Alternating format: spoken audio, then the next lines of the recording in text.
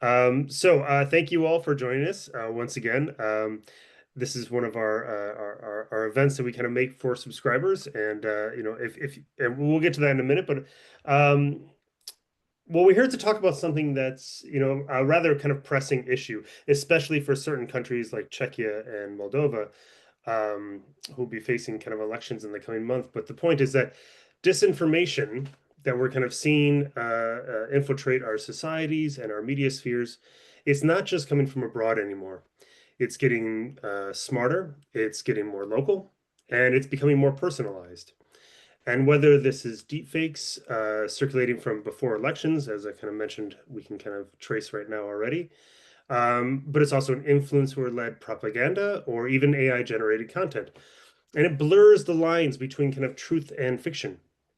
And this is a threat that's really kind of shifting from more of the fringe of our democracies to more in the center. It's being proliferated by people, some people even in government. We've already seen this kind of lately, as I mentioned, in Romania, Hungary, Slovakia. And it's clear that the kind of traditional defenses aren't able to quite keep up yet. So that's the topic that we want to explore today. It's also related to an upcoming policy brief by one of our speakers, Alina Naya, who's it will be published tomorrow. So for anyone who is interested, we'll be happy to send you a copy of the report after it's published. You can just message myself or Natalia, and we'll make sure you get a copy. So, as I've said, today we are brought together by two leading voices, and they're going to try and help make sense of it all. And we're first joined by, as I said, Lena Nayev, who's a Visegrad Insert Fellow, very proud. She's also a non-resident fellow at the German Marshall Fund, and a lead advisor at the Aspen Institute in Romania. As I said, her upcoming kind of policy brief really kind of gets into the convergence of foreign and domestic disinformation and offers a lot of recommendations, really actionable recommendations on how to make kind of a smarter response from both at the EU and also at the national levels. We're also joined by Alice Dolmeyer. Thank you very much, Alice. Good to see you. The founder and executive director of Defend Democracy. Alice works at again, very similar, at the intersection between democracy, technology, and security as well, and has been kind of a key voice on the hybrid threats, both in Brussels and beyond. So thank you both very much for joining us today. Thank you for having us. Very good. Yeah, great to be with you. Thank you. Excellent. So just let everyone know about the general structure for those who aren't quite aware very quickly. So the first half an hour is an on-the-record discussion where I'll be posing questions to our panelists.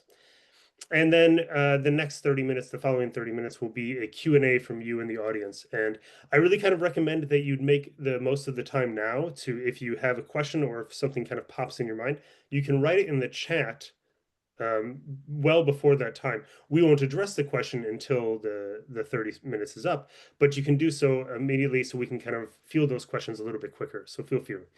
Last, I'll just kind of mention, as this will be our last event in July, and we'll have a couple weeks pause, but in August we'll be back, end of August.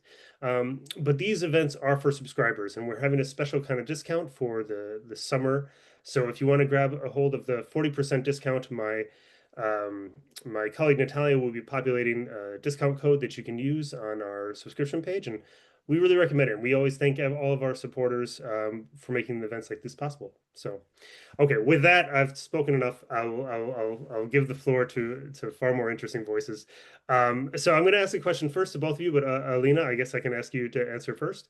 So we often kind of talk about, as I mentioned, disinformation as a foreign threat. FIMI is a very well-known concept. But the domestic dimension has really kind of changed this game. And I'd be really interested to hear your thoughts on like how has it kind of changed, and especially within the guise of how AI is kind of powering this new era of disinformation. Yeah, thank you, Galen. Not only has disinformation, there are three things I actually would like to point out. The first one is that we are not only talking about, or we shouldn't only be talking about disinformation. Things have unfortunately evolved to much larger, to much more complex operations, of which disinformation is only a very small part. We are talking about information manipulation, we are talking about interference, and we are talking about physical actions. actions of interference and of manipulation, which happen outside of the virtual and communication space. This is the first. The second observation, or my second point, would be that indeed, when you talk about information manipulation and interference, this is not only foreign. It is, and I would even say it is increasingly more so, domestic nature, of domestic practice, and of domestic actors. The message might very well be similar to the ones, or maybe even identical to the ones which are distributed by foreign actors, but the operation and the actors are being domestic, and even the drive at times, the motives, if you want, are domestic. And then the third thing I would like to point out is that not only this is making the communication space, the information space, the interference space, if you want, more complex, but on top of it we have the AI. We have the AI which is being used splendidly, very efficiently, unfortunately, by the malevolent actors, and which is being used sporadically and not to its potential by the benevolent actors. And the AI is changing everything, not only because of the videos, which are very hard to say if they are AI or not AI, not because of the video only, but because AI has the power and the ability to really distribute the message much better targeted, much quicker than without AI, than humans can actually do.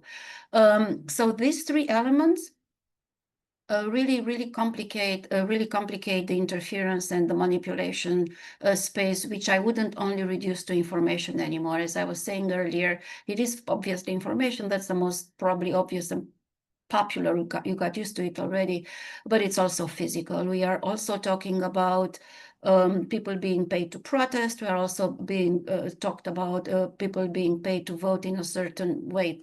That's, of course, it's a long habit, it's a long practice, but this time is at a larger scale. And we are also talking about sabotage, acts of sabotage, which happen politically driven.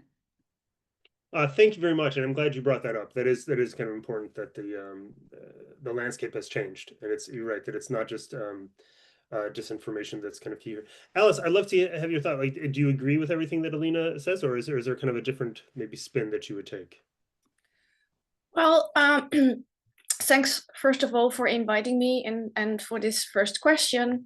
For those who don't know Defend Democracy, I think at this point it's relevant to point out that our mission is to strengthen and defend democracy against foreign, domestic, and technological threats. And as we've pointed out for years, these threats are not separate from each other, but they are interlinked and reinforcing each other. So the domestic element is actually not that new. In fact, I have the co-opting of domestic actors is not new, but it's true that it is a trend that has grown stronger over the years. And from 2016 to 2020, I have observed the domestic dimension closely in the United States. And as expected, this has now come to Europe. Our foreign adversaries have had more than 10 years to build an entire online ecosystem of websites, accounts, and networks. So they have sown the seeds, and today they can reap the results. So by now, a foreign actor can often simply reinforce what our polarized and radicalized domestic actors are posting to achieve the foreign actor's goal, namely growing doubt, division, and distrust to weaken our societies and undermine our democracies. And yes, AI is, of course, only accelerating this trend, but I think we will get more into AI later. Thank you very much. Yeah, you're absolutely right, of course. And when you refer to the period in America from 2016 to 18, absolutely, and also in the UK, that was, before Brexit, there was kind of a huge ramp up that we've now, it's been well documented, I won't stress, and I completely agree that this is something that we've slept on a little bit, unfortunately. I mean, we have tried to combat it, but we'll see, to a varying extent of degree. But I'm glad you brought this up of the kind of time difference, because Alina, this is going to lead me to a follow-up for you. Um, so when we talk about, like, in your brief that'll be released tomorrow, the disinformation is really kind of being localized on a political level, like within the political kind of ecosystem. And my question, this is kind of related now to what Alice said. What is the difference? What is the evolution? If we could kind of track it, let's just say over the past 5, 10 years, what have you seen that's kind of become more nuanced or more sophisticated within their strategies? Mm. Um, well, first of all, it is the technology that has really changed, and it is the technology and not only AI, but in general, the big platforms and the apps and the way that the information and disinformation is being distributed. So it is the technology that has really, really evolved and has really, really changed. So from let's say 5 years ago, which was maybe the pandemics, that's a good start. That's a good point to start looking at things. um, the information is not only circulating to a wider circle, but as I said, is much better targeted. The algorithms are doing their jobs. They're doing their jobs in a much better and sophisticated way than before. So this is the first. Second, I think those who are spreading disinformation are not only throwing lies or things which are not completely right at random. This is not happening. I don't think this has ever happened, but now it's much more strategized than ever before. You can really see the threads of misinformation, if you want. You can really see the messages that they want that they are sending out, actually. And then with all the ramifications of the respective messages, you can really identify the what they are after, and the way they are going after the respective change that they want to produce, or just confusion that they want to produce. So they have become more sophisticated. Not to mention that they have, by they I mean the malevolent actors, obviously, and foreign actors especially. They are putting more resources into it. There are farms of trolls. There are thousands, tens of thousands of people, and now AI, who are working on misinformation and information manipulation and psychological cognitive warfare, and their number has really increased exponentially over the last 5 years, but especially over the last 3 years, since the war, more than 3 years since the war in Ukraine started. So these are all evolutions that I can see on the malevolent side, on the bad actor side. But unfortunately, I cannot see the matching evolutions on the good actor side, on our side. Thank you. That Yeah, it's a sobering analysis. It's maybe not the most helpful, but we'll hope that maybe some of the recommendations that are in your brief could be enacted, and then it might not be an equal playing field, but at least I think the reaction can maybe be a little bit more appropriate. So the interesting thing is when you bring up um, when you were speaking, it sparked in my mind like some of the dangers of what happens when some of these domestic actors are basically creating like a convoluted information space. I'm thinking specifically the example of Slovakia, where you have some government actors who are, actively kind of espousing conspiracy theories that even run against what some of the government's lines are, which then creates like a dissonance between what people believe they should be doing or not. This is I'm specifically thinking of, there was an outbreak of foot and mouth disease that they had a couple months ago, and there was a conspiracy theorist, Bombeck, who is a member of the government, saying that this is something. This is this is a Western plot to try and keep Slovakia down. At the same time, you've got the prime minister, who himself is not afraid to repeat conspiracy narratives. Fico saying that, oh, no, no, no, this is a real disease that we have to kind of control. And there is a problem with the people actually believing or not. So this is when we talk about the danger and the threat, this is really what we're kind of getting towards, where people will not know how to respond when it comes to crises and things like this. Alice, my question for you though is going to be a little bit more on like this is more that AI kind of focus, the driven disinformation. What makes it maybe more quantitatively more dangerous than earlier kind of waves of manipulation that we've seen? Be that pre-Brexit, like we've had disinformation for decades, of course, or even longer, but this is a new era. So what can we kind of understand from its impact? Sorry, I forgot to unmute myself. I think, first of all, what we need to recognize is that despite what the big tech companies pretend, technology is not neutral. Through its addictive design and its often centralized ownership, technology, including AI, is all about power. Now, AI may feel like the promise of objectivity and that we have finally built a system that is free of bias, that it's rational and fair and transparent. But that is a complete illusion.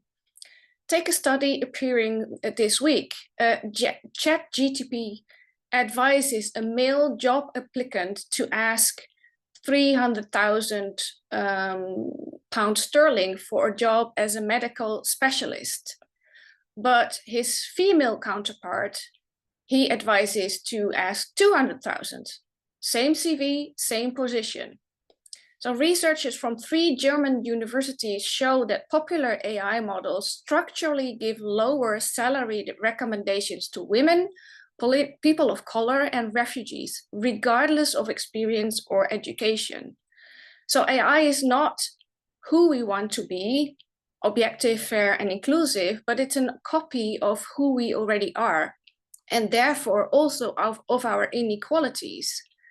AI is not a neutral advisor. It does not learn from principles. It learns from patterns. And our data contains decades of exclusion, stereotypes, and bias, and also, as we know, foreign disinformation. So as long as we automate that bias and that polluted information, we keep reinforcing it. So it's kind of an exponential growth of the pollution of our information space. And what used to be a blind spot of a single person is now embedded in scalable software. And worse, it takes on a semblance of objectivity, because what the computer says feels like truth, even if it's unjust.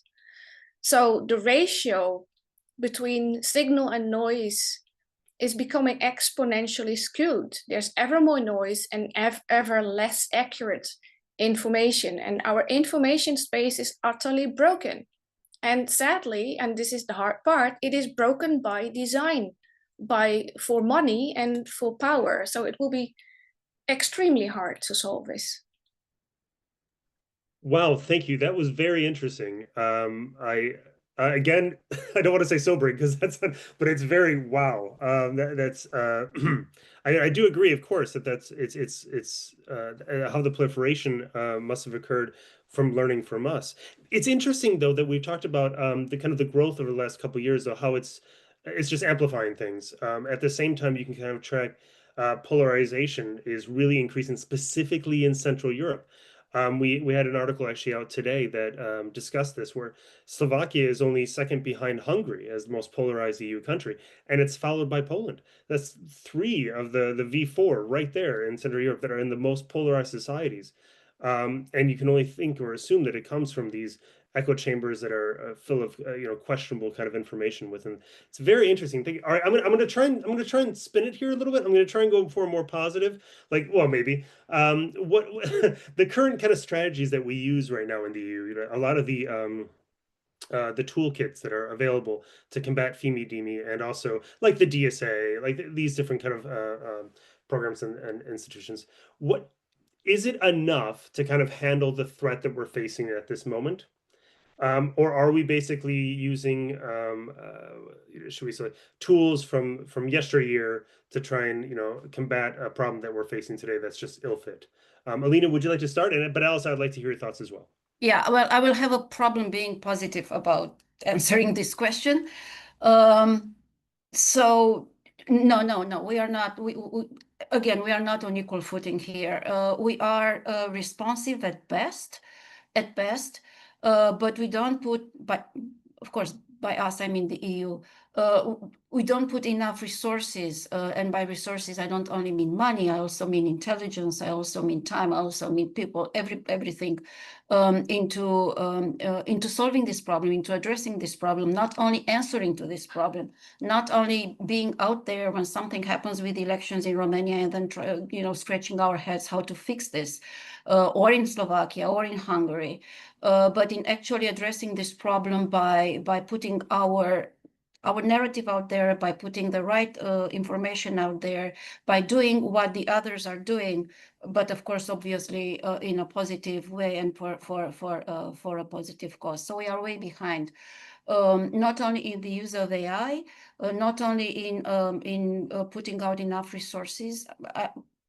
It remains to be seen how much we'll actually put in terms of money in the next, MFF. Remains to be seen, but still, it's going to be. I don't think it's going to be a match for what the bad actors are doing. But also, we have a big problem at the level of EU, not as much with the foreign interference, but with domestic bad actors, with domestic information manipulation, and with domestic interference in the democratic course, if you want, of a society. As the EU, as the Union, it is very difficult for us to address this. It remains for each country, for each government, actually, to address this, and there are governments who have no interest in addressing this. So this creates a very disbalanced picture at the Union level, and it is indeed very difficult for the European Commission to address this. But one of the questions which I don't think we are asking enough is why. Why is not only why are they so, I mean, yes, why are they so effective? Not only because of their resources, not only because of they are very skillful in manipulating minds and what have you, but why are they? Why are the people, why are the citizens, why are our societies so permeable to information manipulation and to interference, be it foreign or be it domestic? And there are questions, I mean, there are answers to this question, but I don't think we don't ask the question enough to hear all the questions which are out there. We are not looking at the vulnerabilities of our system, of our societies. We are not looking enough at the vulnerable groups. In my briefing, for example, I'm giving the example of the Roma population, because as a Romanian and having witnessed what happened in the Romanian elections, I feel this is one of the most vulnerable groups. But there are others, obviously, out there, and we are not paying enough attention to them either. So without putting the right and sufficient resources into our actions, and without asking ourselves why are we so vulnerable, it's very difficult to really address this problem efficiently. Thank you for that. That's very interesting, and you're right.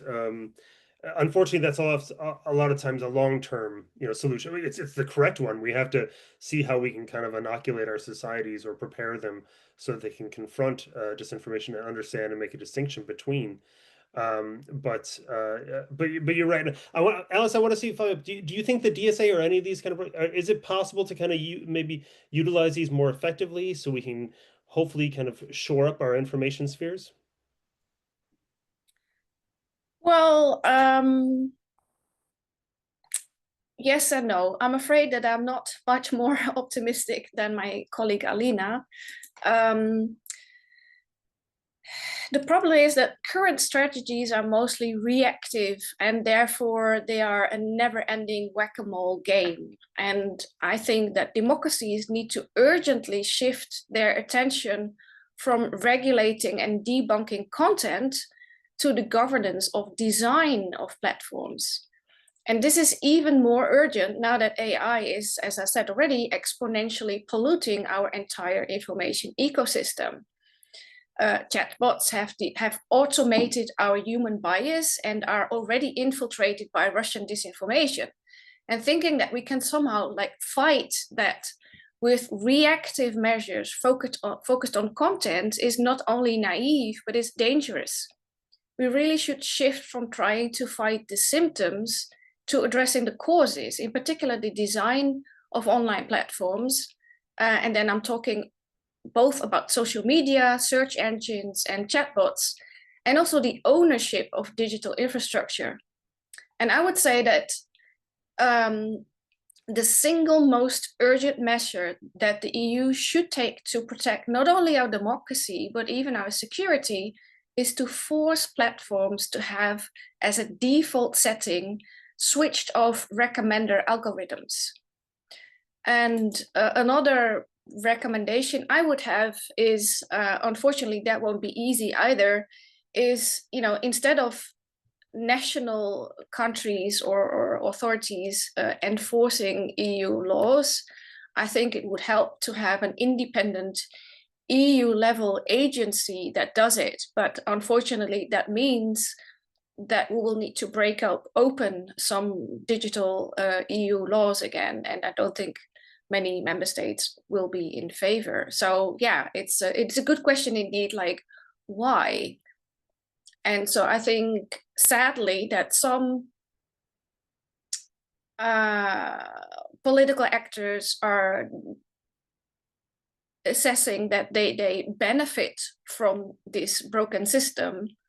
But that, of course, will happen only to a certain point, because when we are across a certain threshold, and I think really that the window of opportunity to change anything is closing very fast, if not already. So it's a bit short-sighted, I think, to try to think that you can benefit from this broken system, because in the end, if we are all going very fast toward a post-truth society, then I can guarantee you, as Maria Ressa says, without a shared reality, you cannot have democracy. Yes. I'm gonna have a quick follow-up for you, and I'm gonna for both of you. I'm gonna push you a little bit on this.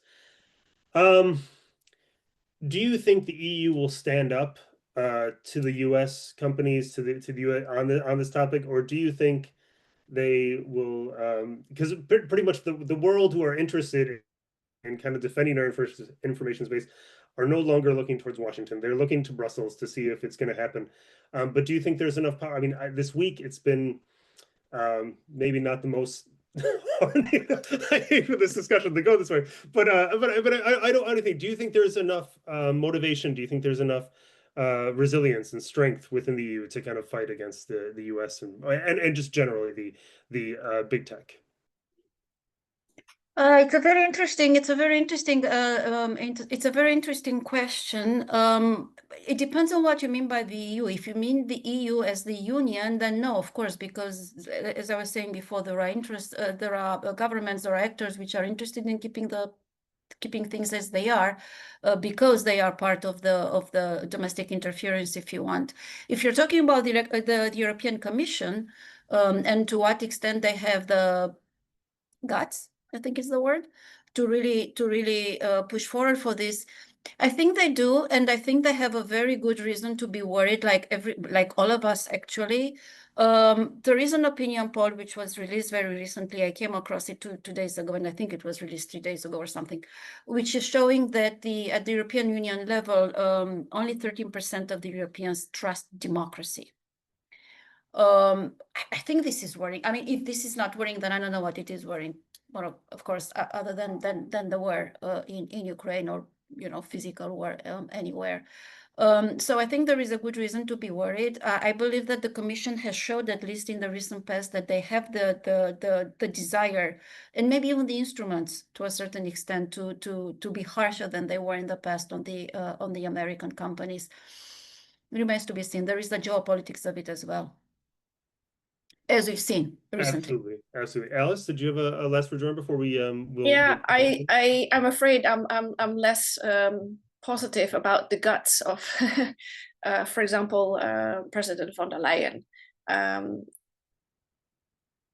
She and under her leadership, the Commission seems to politicize, for example, the enforcement of the DSA, And it's, as far as I can see, it has become a political bargaining chip in the EU trade war, which is like the worst thing that you could ever do, because you're, as Timothy Snyder says, don't obey in advance. And I think this is exactly what the Commission has been doing. Though I do agree with Alina that given the positions of the European member states, perhaps von der Leyen and the Commission didn't have much choice to really keep their spine strong. So I'm not pointing the finger at von der Leyen and the Commission only, but the overall result is that we're not standing up for our values. Well, thank you. And we're going to have a lot more to talk about with this related to this, but I thank you both. We're going to pause now. This is going to be the end of the on the record section.